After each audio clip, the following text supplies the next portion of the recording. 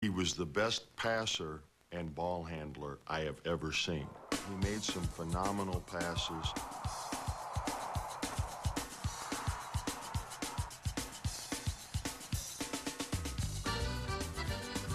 Behind his back.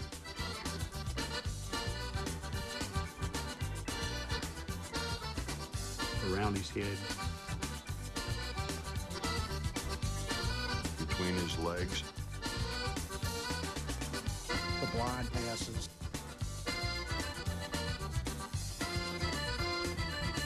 He'd drive people crazy with the way he could pass the ball, and especially his teammates.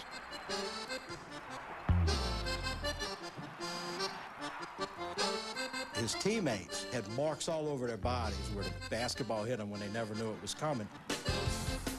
I always used to joke the only time that you really have to watch Pete is when he wasn't looking at you. If he was looking right at you, you're not going to get the ball, but as soon as he turns, you may get it.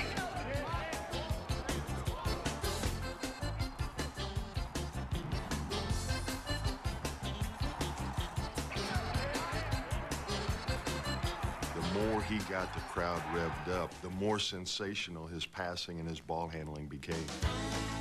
At LSU, Pete was the show, the sole support of an average team.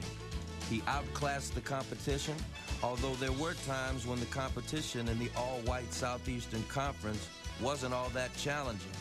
So Maravich did whatever he pleased, and more often than not, what he did defied description.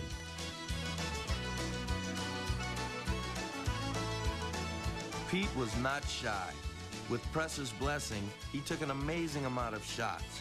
In his first varsity game, Pistol fired up 50, and only once in his sophomore year did he take less than 20.